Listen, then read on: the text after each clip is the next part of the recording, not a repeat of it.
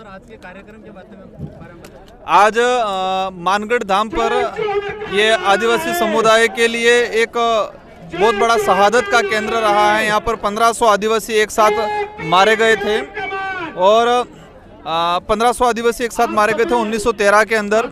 और ये उस तात्कालीन समय में ये बिलखंड के नाम से जाना जाता था। अंग्रेजी शासन व्यवस्था में भी हमारे पूर्वजों ने अलग से बिल प्रदेश बनाने की मांग की गई थी, अलग से प्रावधान करने की मांग की गई थी। उसी के तहत आज़ाद भारत के अंदर 75 वर्ष आज़ादी के 75वां जो अमृत महोत्सव मनाया जा रहा है, लेकिन आज भी वो मांग हमारी अधूरी है।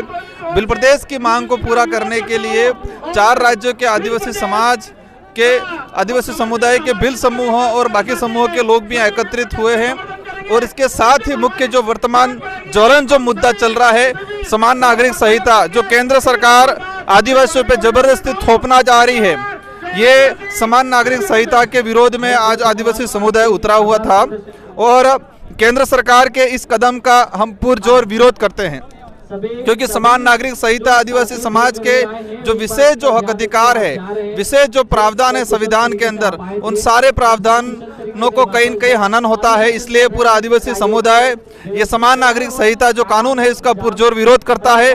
अगर केंद्र सरकार आदिवासी समाज पे ये समान नागरिक संहिता जबरदस्ती अगर थोपता है तो ये एक तंत्र का तानाशाही व्यवस्था हो जाएगी। आदिवासी समाज की भावना को मानते हुए केंद्र सरकार को ये आदिवासी समुदाय को समान नागरिक संहिता कानून से बाहर रखने का पूरे आदिवासी समाज ने इस मानगढ़ धाम से अपील की है। और हमें उम्मीद है अगर नहीं करते हैं तो पूरे देश के अंदर आदिवासी समुदाय के द्वारा केंद्र सरकार के विरोध में एक बहुत बड़ा आंदोलन छेड़ा जाएगा। साथ ही विपक्ष के अंदर कांग्रेस की सरकार बैठी हुई है।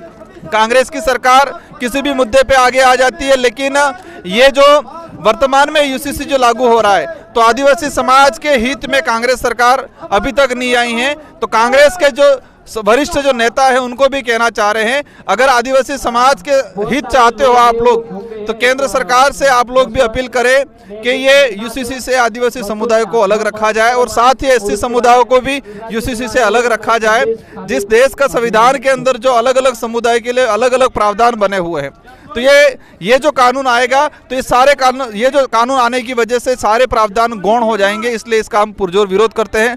अंत में पूरे देश के और 4 राज्यों के जो विशेष आदिवासी समुदाय के लोग यहाँ पर पहुंचे और आदिवासी समुदाय के खुद के नेतृत्व में ये बहुत बड़ा लाखों की संख्या में कार्यक्रम हुआ।